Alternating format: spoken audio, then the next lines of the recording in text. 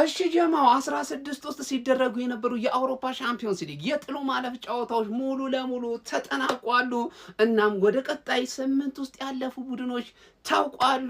ከማን እንደሚገናኝም እየታወቀ ነው። ጀማ ኦፊሻሊ ሊቨርፑል ከፒኤስጂ ተገናኝተዋሉ። ጀማ ቤት ብላይ ደቋት እንደሚሆን ሌላኛው ደግሞ ሙኒክ ከማድሪድ ጀማ ይሄ ራሱ ሙኒክ አሳምኖ ነው የመጣው። ማድሪድም ሲቲን በአግባቡ አሳምኖ ነው የመጣው። በላሊጋው ላይ ጥሩ አይደለም ማድሪድ ዘንድሮ። ሙኒክ ደግሞ በሁሉም ዘንድ ጥሩ ነው። እዛ ለብቻው ነው የሚወዳደረው ሲጀመር ጀርመን ላይ ማለት ነው። ስለሆነ ሙኒክ ራሱ ከማድሪድ ያበደ ኳስ ነው። አትሌቲኮ ከባርሳ ጀማው ይህ እንግዲህ ያው በባለፉት ጨዋታዎች ታስታውሳላችሁ 4 አቅሞታል 4-0 ምናምን ጨዋታ አሸንፏል አትሌቲኮ።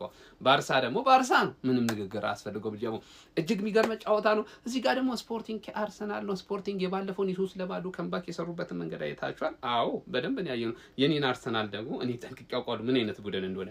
ይሄንን ይመስላል 8 ውስጥ የተገናኙት ቡድኖች። ኮፒ ሊንክ ሼር አድርጉ፣ እጃችሁን አፍታቱት። ጀማው ዝም ብሎ ማየት ተገቢ አይደለም። አካውንቴ ጥሩ አይደለም ሰሞኑን።